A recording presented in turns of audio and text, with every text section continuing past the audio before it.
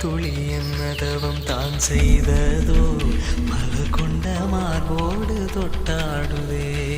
மழை துளி தொட்ட இடம் நீ தீண்டவோ நினைக்கையில் உள்ளூர கல்லூருதே. என் மேற்கு பக்கம் காற்று தேனி பக்கம் வீசும்போது சாரல் இன்பச்சாரல் தெம்மாங்கு பாடிக்கொண்டு சிலு சிலுவென்று சிந்து நம்ம தூரல்.